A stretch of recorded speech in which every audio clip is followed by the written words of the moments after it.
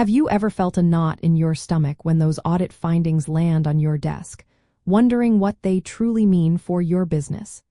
It is a common feeling, and knowing how to effectively communicate about them can transform a stressful situation into a smooth process.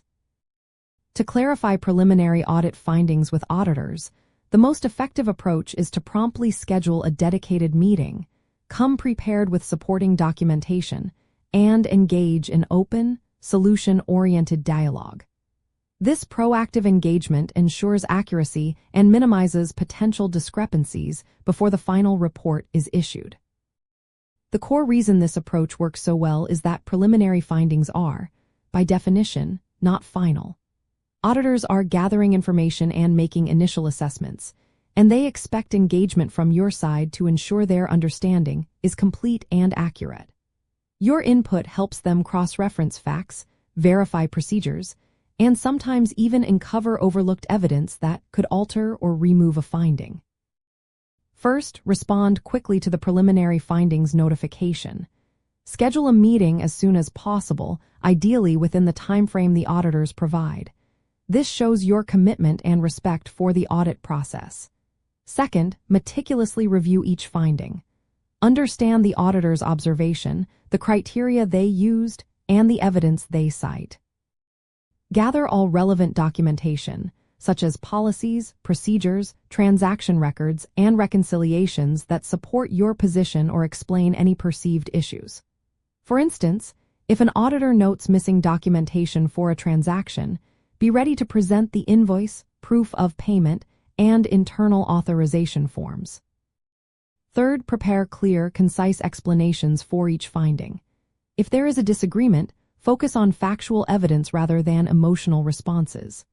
If the finding is valid, acknowledge it and be ready to discuss your planned corrective actions. For example, rather than simply stating an expense was properly categorized, show the specific general ledger entry, the supporting receipt, and explain the accounting standard applied. This detailed preparation transforms a potentially confrontational discussion into a collaborative problem-solving session, ensuring the auditors fully understand your operational context and controls. A valuable tip here is to distinguish between an observation and a deficiency. An observation might highlight an area for improvement, while a deficiency indicates a noncompliance with regulations or internal controls. Knowing this difference helps you tailor your response. Also, consider creating a remediation plan for any confirmed findings immediately.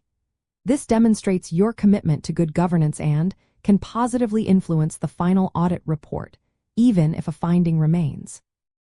Your proactive steps are always noted. By clarifying preliminary audit findings with preparedness and open communication, you do not just address immediate concerns.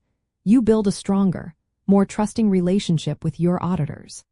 This collaboration leads to more accurate reports, helps identify areas for genuine operational improvement, and ultimately strengthens your business's financial health and compliance framework for long-term success.